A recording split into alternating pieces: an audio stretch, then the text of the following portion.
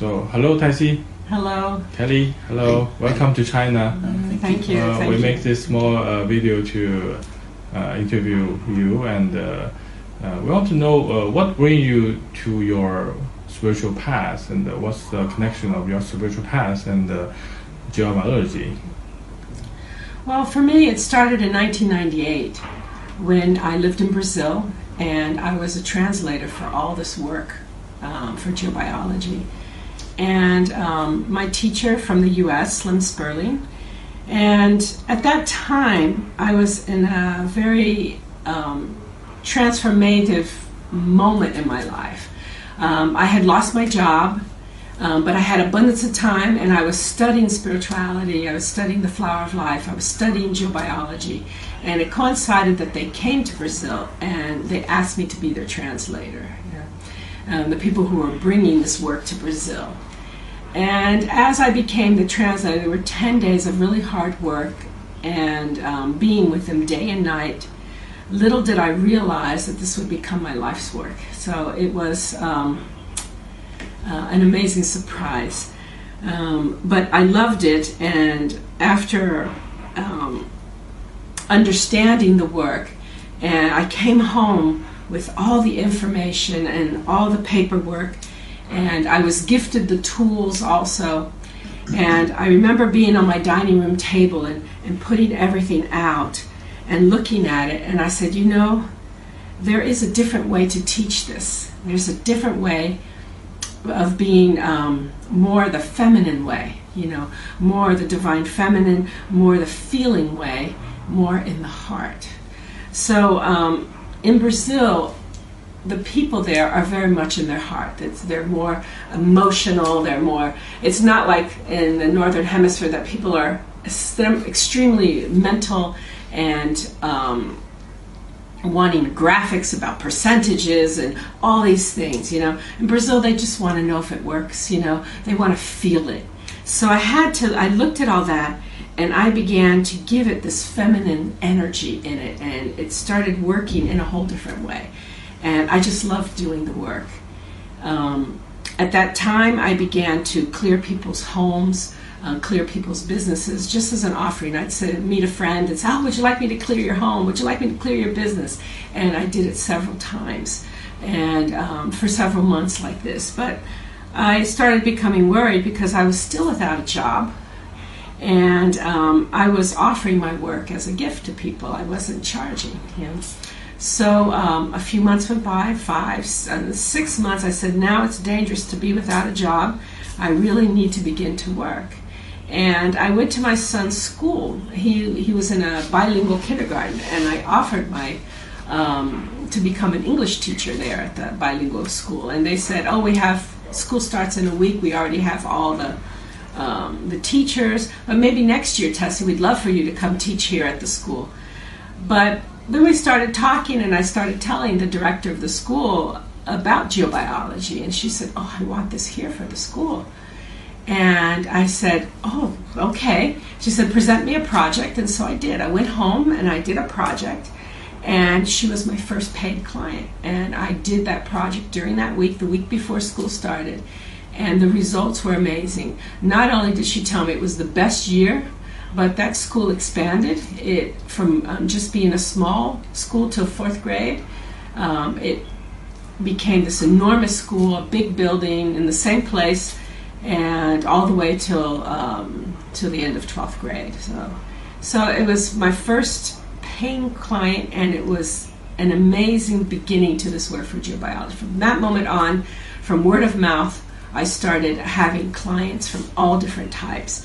But what really changed me was as you work with the land, okay, you begin to open up to communication with the land. And that is what I want the students to feel and understand, that the land is alive. The earth is a being. Okay, so when we've come here to China, we've been teaching 2 workshops. One is the heart wisdom, and the other is geobiology. So the first thing is that I want the students to go through the same process I went through. How to find my heart, how to find the emotion and the love for nature.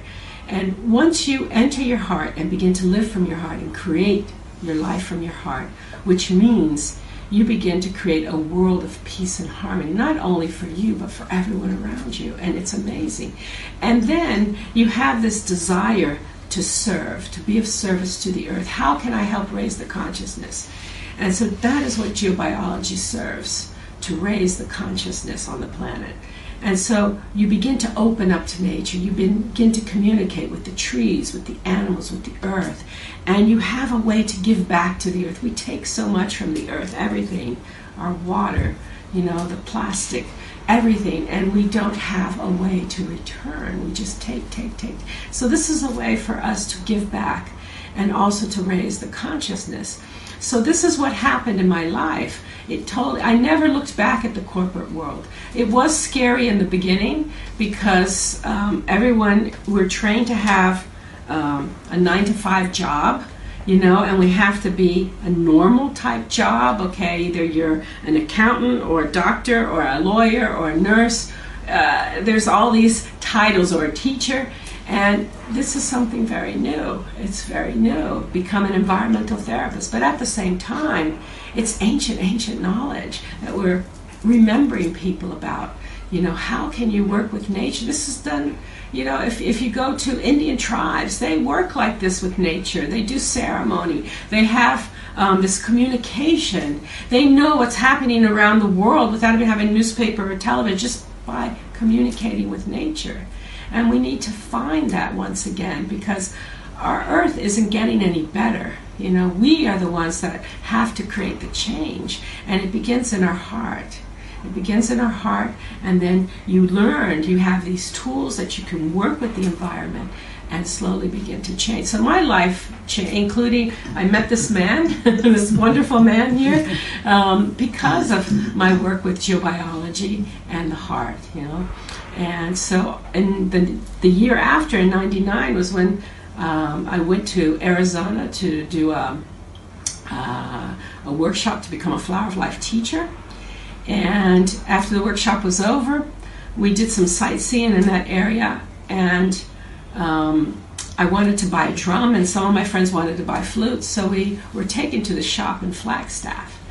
And I go and walk into the shop, and I see this man. I can't even walk in the shop because there's this energy. It's like an electricity. And I tell my friends, go ask him his name. And they just blow me off and say, nah, go ask him yourself, So they went in the shop, and I stayed at the door for about 10 minutes just waiting to get in the shop. And when finally he was distracted selling flutes to my friends, I went and got a drum. And as I was playing and trying the drums, I have this tap on my shoulder, and I look, and it's him. And it was like a surprise. And he asked me, who are you? And I said, well, I'm Tessie. And he goes, where are you from? I said, I'm from Brazil. And he goes, oh. Later I found out he asked because he also felt this energy when I came into the shop. So this is what happens when you begin to work with geobiology, when you begin to work from your heart. You become very sensitive, and you begin to feel. So I was feeling this amazing energy in his shop. And we talked, we exchanged emails. And I went back to Brazil, and so this is May 99. So in October 99, I came back to visit him because as we began exchanging emails, he asked me, how can I get to know you better? Can't you come back here and visit? So I did. I came back, and we spent a whole month together. But on the third day that we were together, he took me to these amazing Indian ruins in Flagstaff. It's called Upaki. And in the car on the way to Upaki, the whole land began to sing to me. And it sounded like a drum beat.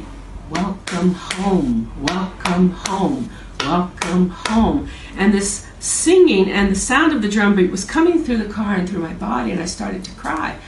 And this was the moment that he stopped the car with this beautiful view of the Painted Desert, and he asked me to marry him. So it was very magical how we found each other, and how all of a sudden my whole life changed, and I was even moving to a new country.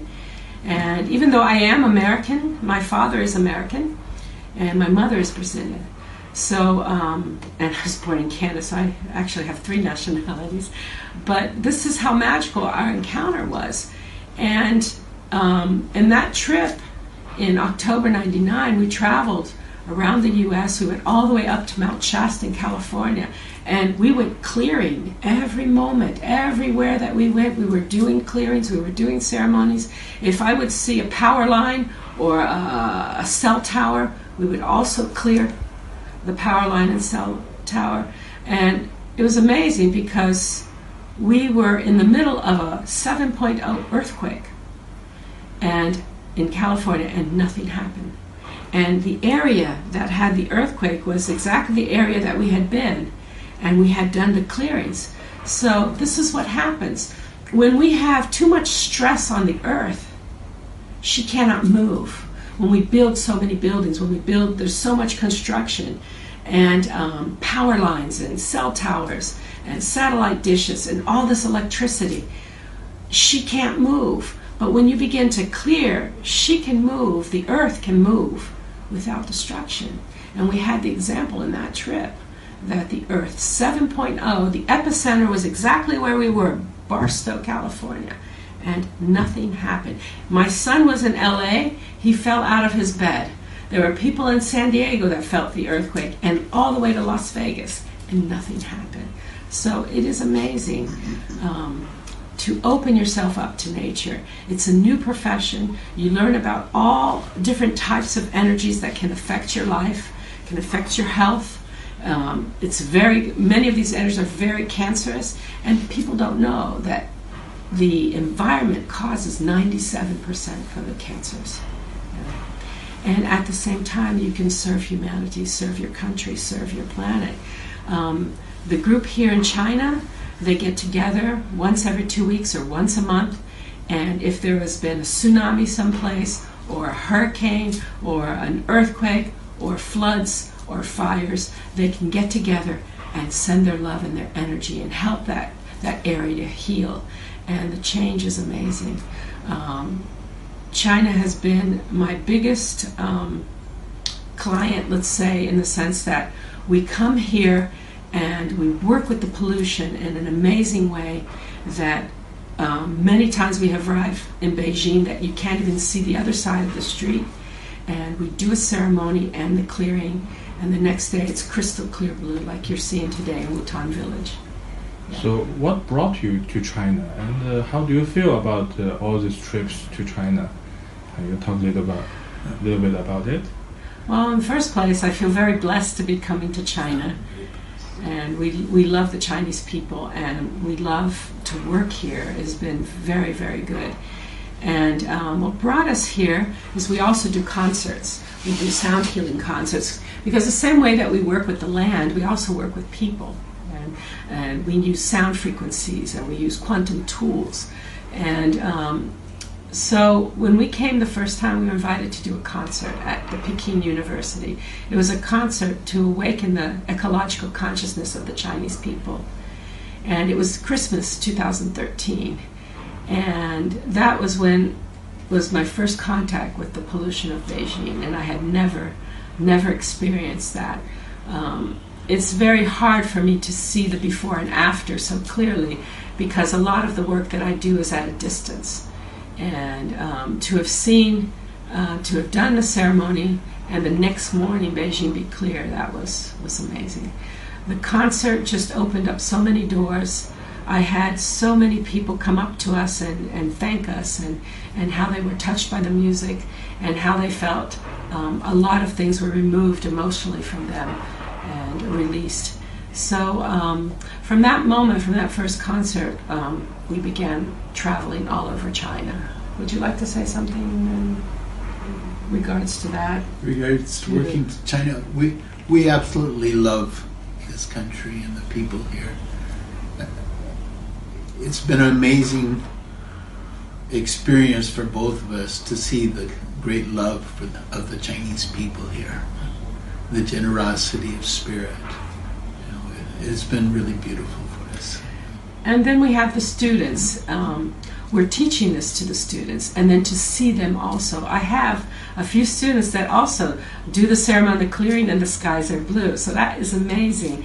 And they're having clients, and they have cleared their homes, they have cleared their parents' home, their family's home, friends, and then they're using it professionally. So that makes me so happy. And to see them come together once every 2 weeks to heal something that has happened in China, even if many times there are layers of energy, so we get rid of one layer, and then there's another layer and another layer. And the important thing is that we're dissolving these layers until all we have is unity consciousness. All we have is love. Thank you.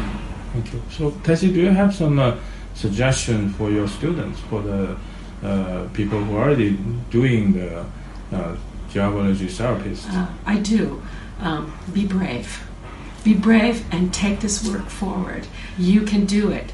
And everyone who comes to my workshop is because you're ready. You're ready to do it.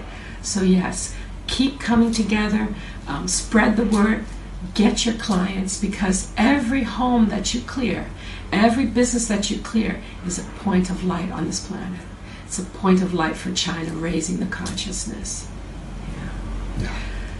So do the work. Pull your sleeves up and get to work. Thank you.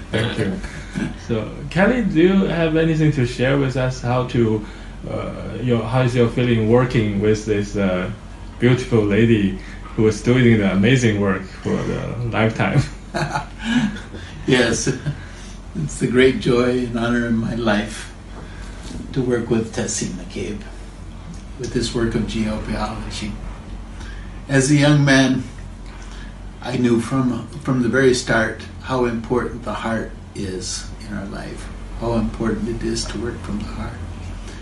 And I was blessed to live in India and into Hindu monasteries for about 15 years when I was a young man.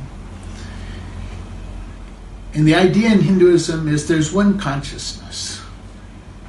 Our feelings that we're separate from the rest of the world, separate from each other, separate from nature, separate from the whole rest of the world, is the mistake. We're really one. It's one consciousness. So how do you break down those ideas of separation? Hinduism, like Buddhism, teaches there are many different ways. Ceremonies in the temples, honoring the Buddha, Kuan Yin, the gods and the goddesses, doing your mantra, Om Mani Padme Hum, Mani Padme Hum, Om Mani Padme Hum. Meditation, deep meditation. There's so many ways. When I met Tessie, I was astonished to see that these practices that I was doing in the temples, honoring the gods, offering flowers, incense to the gods in the temples, she was doing much the same with nature, honoring the trees and the rivers and the lakes and the mountains, doing ceremony for them, expressing her love to them. It was eye-opening for me. My life has never been the same since then. It's been such a joy to experience life like that, to sing for the trees, to sing for the mountains, sing for the rivers. It brings so much joy. When we offer our love to anyone, to any person in this world, or to nature, to a tree, to a mountain, we receive so much love back to us. All of our students in these workshops, it's so fun to see their expressions after a ceremony. Filled so much with love. So peaceful and so happy, so full with that experience.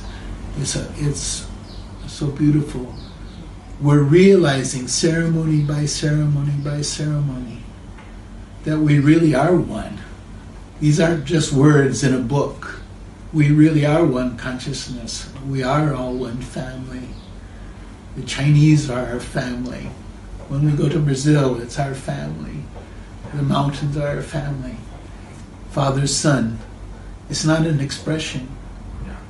He's our relation. He is our Father. Mother Earth, she is our mother. These barriers of separation that we have built up they start crumbling down. And we really do feel like, yes, we're all one. So it's been